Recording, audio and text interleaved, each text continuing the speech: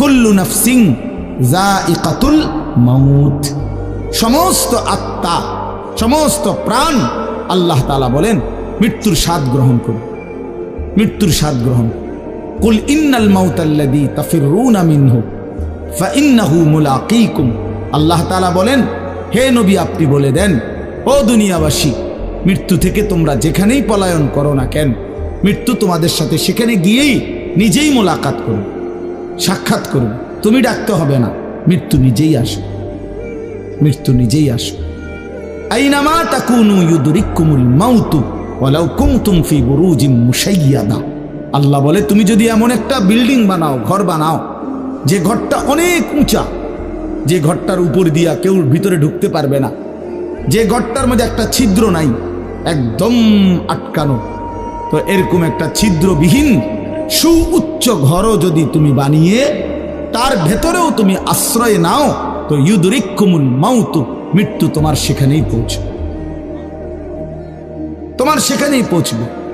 প্রিয় ভাই আমার, বন্ধু আমার, নওজোয়ান সাথীরা আমার, মৃত্যু এক অনিবার্য বাস্তবতা, চিরন্তন বাস্তবতা, এটা গ্রহণ করতেই হবে। হাসলেও মরতে হবে, কাঁদলেও মরতে হবে, সুখেও মরতে হবে, দুঃখেও মরতে হবে।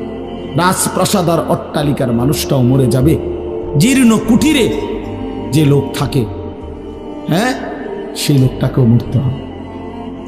জীবনে কোনোদিন দুঃখ দেখে নাই যে সেও মরে যাবে, জীবনে কোনোদিন সুখ দেখে নাই যে সেও মরে যাবে, সব মরে যাবে। এটাই সত্য, এটাই বাস্তবতা। অতএব মৃত্যু এক অনিবার্য বাস্তবতা, এটা গ্রহণ করতেই হবে। এটা যদি আমরা মনে রাখি আমাদের জীবন অনেক সুন্দর হইত, অনেক সুন্দর হইত।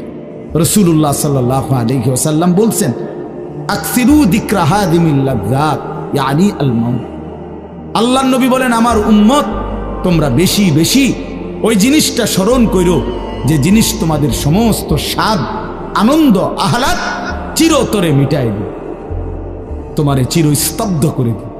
জলজ্জান্ত মানুষটা আমাদের সামনে হাঁটতো, চলতো, উঠতো, বসতো, ঘুরতো, ফিরতো, হ্যাঁ, সেই মানুষটা মনে করেন আমার চোখের সামনে নাই, তার লাশ আমার সামনে, আহা সেই লোকটা স্তব্ধ। পৃথিবীর কত মানুষ কত আওয়াজ করতেছে, কত শোরগোল করতেছে, কিন্তু এই লোকটা হাতও নাড়ে না, পাও নাড়ে না, চোখও মেলে না, আর কিছুই করে না। এ কি আশ্চর্য বিষয়! চোখের সামনের এই মানুষটা নাই, কি হলো তার? কে তারে থামাই দিল? কে তারে স্তব্ধ করে? এ তো আমার মতো ঘুরতো, ফিরতো, হাঁটতো। আহ, আমার আব্বারে আমি কত দেখছি, একদিন আমার আব্বা চলে গেল। আমার দাদারে আমি কত দেখছি, আমার দাদা একদিন চলে গেল। আমার জ্যাঠারে আমি দেখে আসছি, দোয়া করে আসছি, ফু দিয়ে আসছি। এক সপ্তাহ পরে জ্যাঠা ইন্তেকাল করলেন, আবার এক সপ্তাহ পরে আমি গিয়া জ্যাঠার জানাজা পড়াইছি। এই তো বাস্তবতা। যুবক ভাই তুমিও মনে রাখো, বয়স্ক বাবা আপনিও মনে রাখেন। হাসান বসরি রহমতুল্লাহ আলাই একজন বড় বুজুর্গ ছিলেন।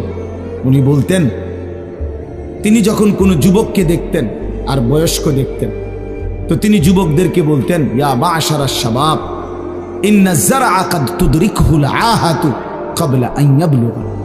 তিনি উপদেশ দিতেন, হে যুবকগণ শোনো, সব ফুল, সব ফল, সব গাছ চারা পরিপক্ক পাকা পর্যন্ত পৌঁছায় না, তার আগেই অগণিত ফুল, অগণিত ফল, অগণিত চারা গাছ ঝরে যায়,